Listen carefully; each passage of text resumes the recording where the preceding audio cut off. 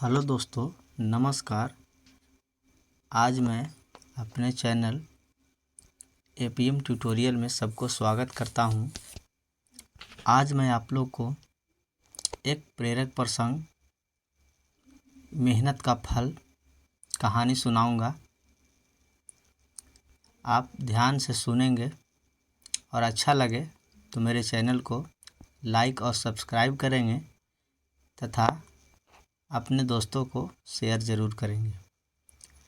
आज का प्रेरक प्रसंग में कहानी है मेहनत का फल।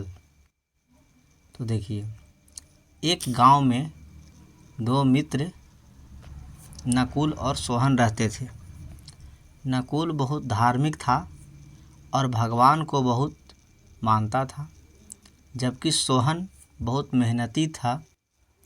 एक बार दोनों ने मिलकर 1 बीघा ज़मीन खरीदी, जिससे वह बहुत फसल उगाकर अपना घर बनाना चाहते थे।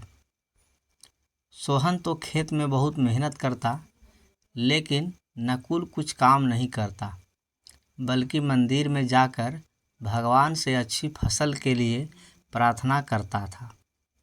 इसी तरह समय बीतता गया। कुछ समय बाद खेत की फसल पक कर तैयार हो गया, जिसको दोनों ने बाजार में ले जाकर बेच दिया और उनको अच्छा पैसा मिला। घर आकर सोहन ने नकुल को कहा कि इस धन का ज़्यादा हिस्सा मुझे मिलेगा, क्योंकि मैंने खेत में ज़्यादा मेहनत की है।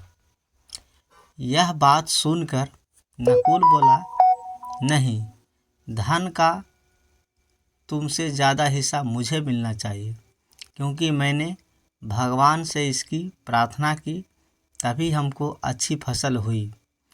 भगवान के बिना कुछ संभव नहीं है।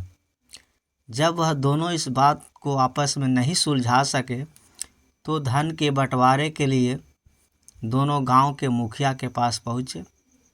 मुखिया ने दोनों की सारी बातें सुनकर उन दोनों को 1-1 बोरा चावल का दिया, जिसमें कंकड़ मिले हुए थे। मुखिया ने कहा कि कल सुबह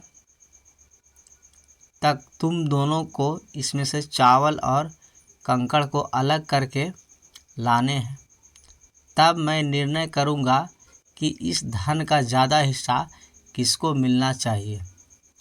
दोनों चावल की बोरी लेकर अपने घर चले गए। सोहन रात भर जागकर चावल और कंकड़ को अलग किया, लेकिन नकुल चावल की बोरी को लेकर मंदिर में गया और भगवान से चावल में से कंकड़ अलग करने की प्रार्थना की।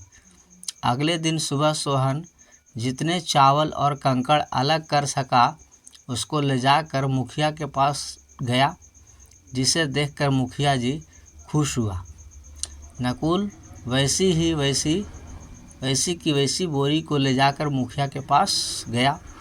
मुखिया ने नकुल को कहा कि दिखाओ तुमने कितने चावल साफ किए हैं। नकुल ने कहा कि मुझे भगवान पर पूरा भरोसा है कि सारे चावल साफ हो गए होंगे। जब बोरी को खोला गया तो चावल और कंकड़ वैसे के वैसे ही थे। जमींदार ने नकुल को कहा कि भगवान भी तभी सहायता करते हैं जब तुम मेहनत करते हो। जमींदार ने धन का ज़्यादा हिस्सा सोहन को दिया। इसके बाद नकुल भी सोहन की तरह खेत में मेहनत करने लगा और अब की बार उसकी फसल बहुत अच्छी हुई।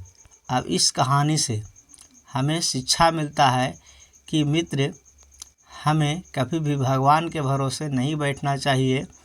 हमें सफलता प्राप्त करने के लिए मेहनत करनी चाहिए।